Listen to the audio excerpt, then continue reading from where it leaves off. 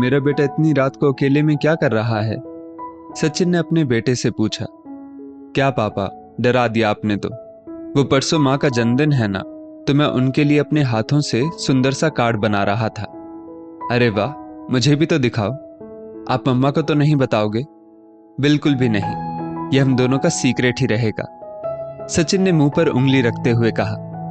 Card देखने के बाद सचिन अपने कमरे में आ अतीत की यादों में खो जाता है। काश माँ को भी अपना जन्मदिन याद रहता। बचपन में जब भी वो माँ से पूछता, माँ आपका जन्मदिन कब आता है, माँ हंसते हुए जवाब देती, अरे हमारे जमाने में जन्मदिन कहाँ मनाया जाता था, पहले तो लोगों को जन्म तिथि तक याद नहीं रहती थी, ये सब चीजें तो आजकल चलन में आई है।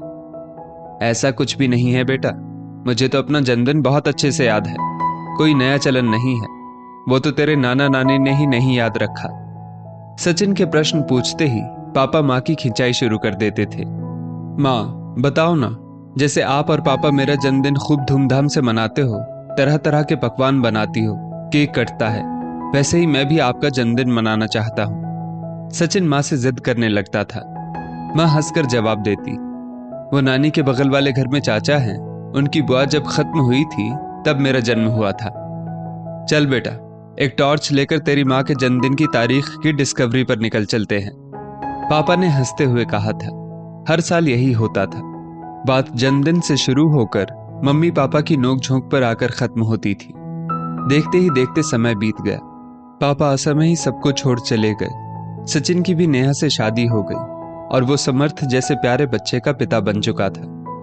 2 दिन बाद जब समर्थ अपने छोटे छोटे हाथों से नेहा को कार्ड देता है तो नेहा की आंखों से खुशी के आंसू झरझर बहने लगते हैं। सच सचिन, दुनिया की सारी खुशी एक तरफ और माँ बनने का एहसास एक तरफ, बच्चे के प्यार के आगे समस्त जग की सारी दौलत शोहरत सब फीकी है।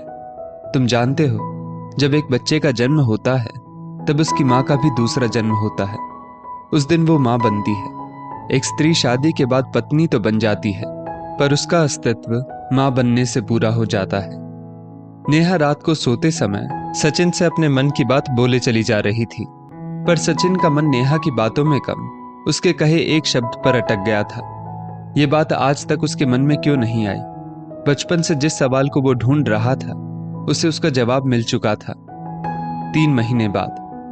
कहाँ ले जा रहा है मुझे, बता तो सही। रागिनी जी सचिन से प्रश्न पर प्रश्न किए जा रही थी। माँ आप तो जानती हैं, आज आपके बेटे का जन्मदिन है, तो मैंने और नेहा ने तय किया है कि हम सब आज कहीं बाहर घूमने चलेंगे। अच्छा, तो ये सब तो तू मुझे घर पर भी बता सकता था पागल, इतना बड़ा हो गया पर बचपना अभी तक नहीं गया, रागिनी जी ने हंसते हुए कहा।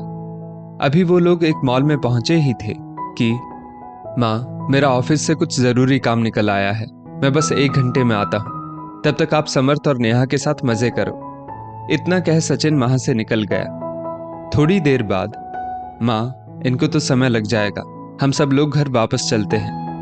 जैसे ही रागिनी जी ने घर के अंदर कदम रखा, पूरा घर फूलों से सजा था, तरह तरह के पकवानों की खुशबू आ रही थी, पूरा घर मेहमानों से भरा पड़ा था।